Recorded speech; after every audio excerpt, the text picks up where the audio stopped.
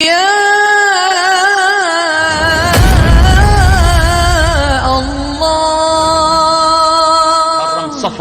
یہ مہینہ 29 کا تھا.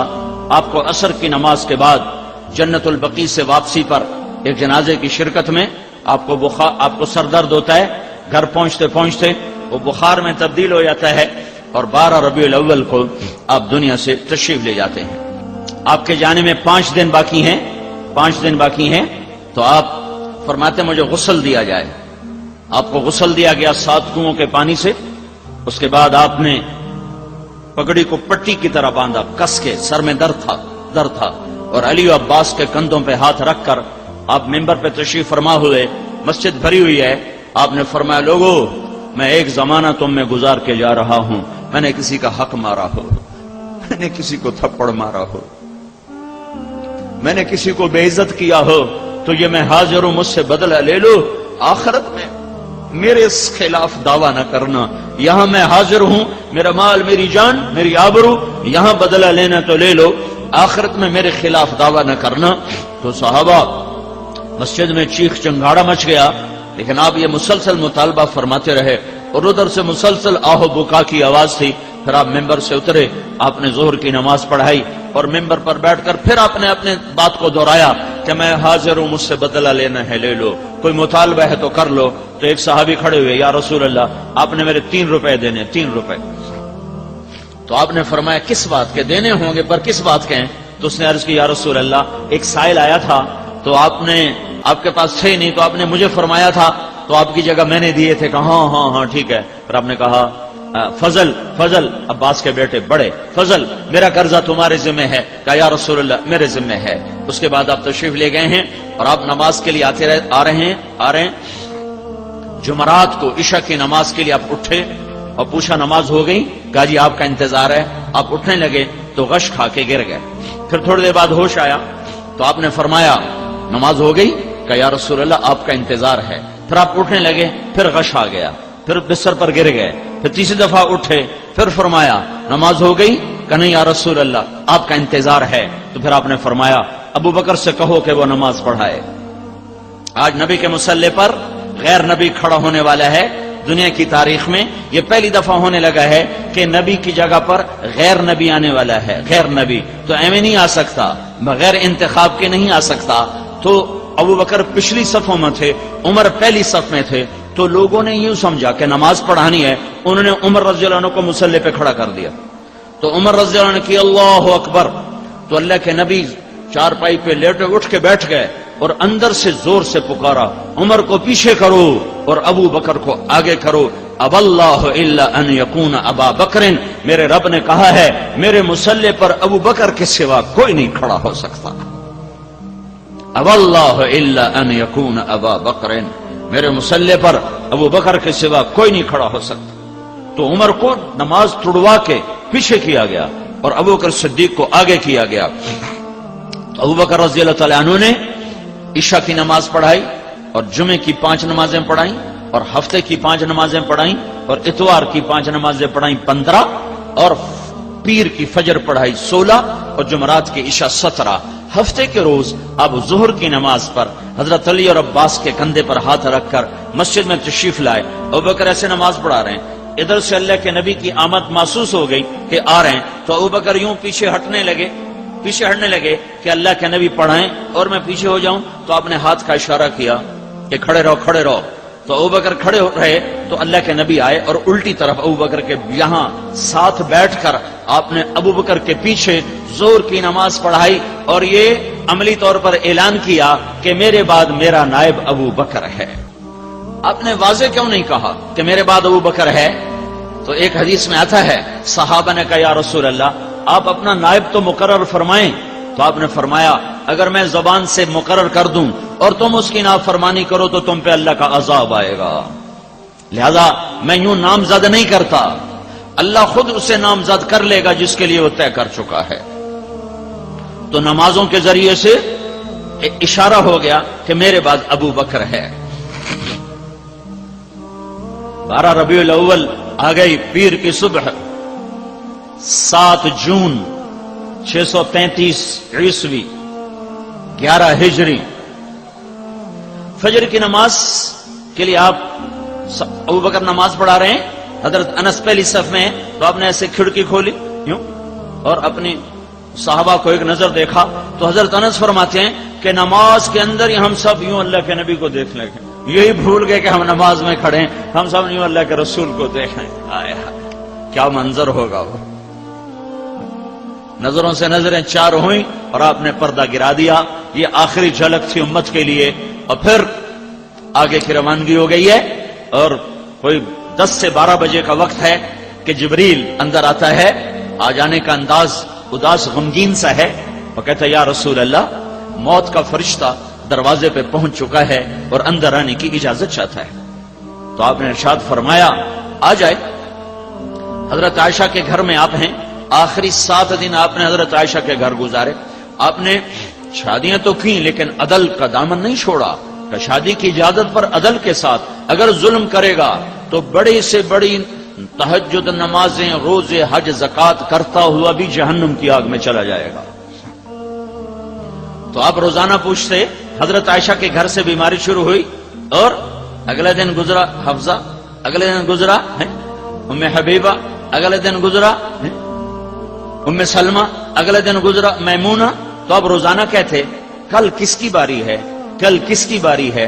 तो इससे सारी उम्माहात को अंदाजा हो गया कि अल्लाह के नबी आयशा के पास ठहरना चाहते हैं। तो जब हजरत मैमूना के घर पहुंचे और आपने फरमाया कल किसकी बारी है, तो फिर सारी बेगमात जमा हुई, कहा या रसूल अल्लाह, हमारी तरफ से इजाजत है, आप आयशा के घर में क्या फरमाएं।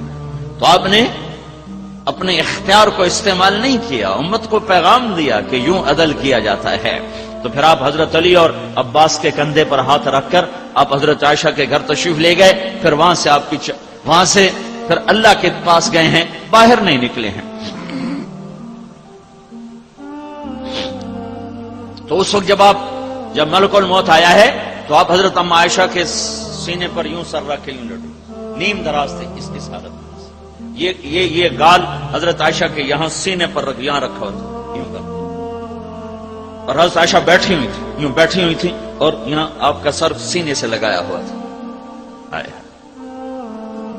क्या मां है जिसकी गोद में अल्लाह के नबी अल्लाह के दरबार में पेशी दे, जिसका घर उसकी आरामगाह बने, जिसके घर में रोजाना 70,000 फरिश्ता सुबह से शाम तक तस्बीह पढ़े, सलाम पढ़े, फिर शाम को नया 70,000 आए और शाम तक दरूद और सलाम पढ़े, तो कैसा घर होगा। तो मलकुल मौत अंदर आकर कहता है अस्सलामु अलैका या रसूल अल्लाह।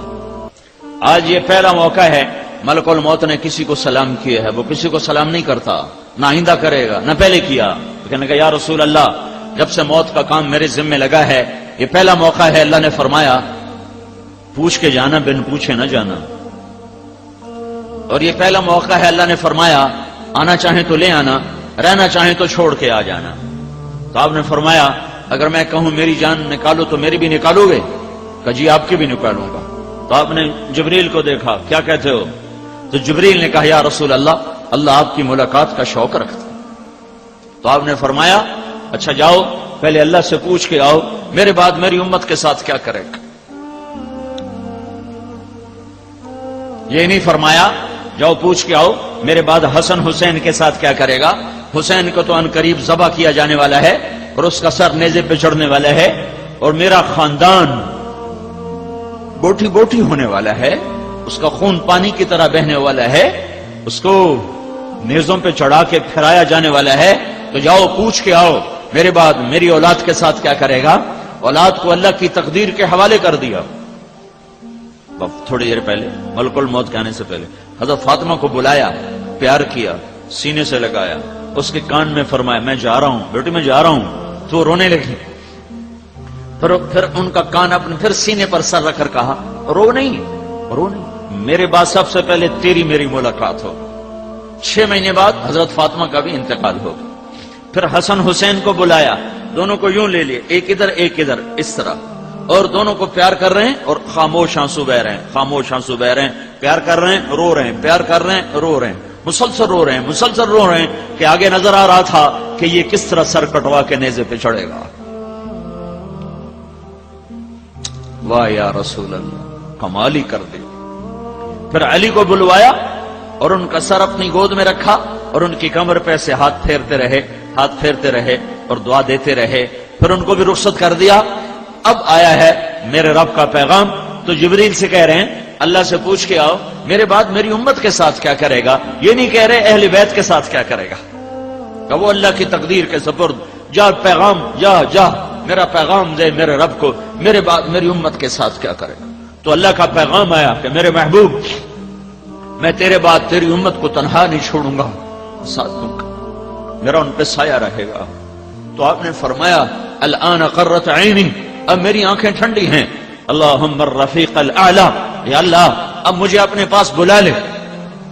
مجھے میرے رب کی عزت کی قسم اگر اللہ کا نبی یہ سوال نہ اٹھاتا تو آج میں اور آپ بھی بندر خنزیر ہوتے، یا پتھروں میں دبا دیے جاتے، یا ہواؤں سے اڑا دیے جاتے، یا پانیوں سے بہا دیے جاتے، یا زمین میں دھسا دیے جاتے، یا آگ سے جلا دیے جاتے، یا صاعقہ برستی، یا بجلی کڑکتی، یا بادلوں سے آگ برستی اور ہم خس و خاشاک ہوتے یا راکھ ہوتے. جیسے اللہ نے پہلی قوموں کو کبھی بندر بنایا، کبھی خنزیر بنایا، کبھی پانیوں میں بہایا، کبھی ہواؤں سے اڑایا، کبھی زمین میں دھسایا، کبھی پتھروں کی بارش میں دبایا. میرے اور میرے رب کا کیا رشتہ ہے؟ بیچ میں محمد مصطفیٰ کے آنسو ہیں، فریادیں ہیں، آہ ہے، نالے ہیں، رات کا رونا دھونا ہے. ان کے آنسوؤں کو دیکھ کر میرے رب نے کہا اچھا تیری امت کے ساتھ وہ نہیں کروں گا جو پہلوں کے ساتھ کیا. اگر یہ اس وقت نہ ہوتا تو میں اور آپ بھی انسان نہ ہوتے، کوئی اور نسل شکل میں نظر آ رہے ہوتے. الآن قرت عینی اللہم الرفیق الاعلی، اے اللہ میری آنکھیں ٹھنڈی ہیں، اب مجھے اپنے پاس بلا لے، میرا کام ہو گیا. پھر جاتے وقت بھی امت کو نصیحت فرمائی ہے. سارے دین کا خلاصہ دو باتیں، الصلاۃ وما ملکت ایمانکم، اے میری امت ایک نماز نہ چھوڑنا اور آپس میں سلوک رکھنا، ماتحتوں سے سلوک رکھنا، غریبوں سے سلوک رکھنا، آپس کا سلوک نہ خراب کرنا. حجۃ الوداع کا سارا خطبہ اخلاق ہیں، اخلاق. نماز کا ذکر نہیں، روزے کا ذکر نہیں، تسبیحات کا ذکر نہیں، تلاوت کا ذکر نہیں، عبادات کا ذکر نہیں. عرفات کا اور مینا کے دونوں 10 کا 11 کا 9 کا یہ تینوں خطبیں ساری کتابوں سے ڈھونڈ کر جب میں نے اس کا خلاصہ نکالا ہے تو سارے کا سارا اخلاق پر ہے،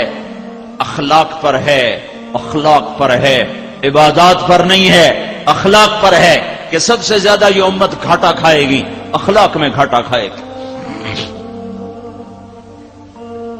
لا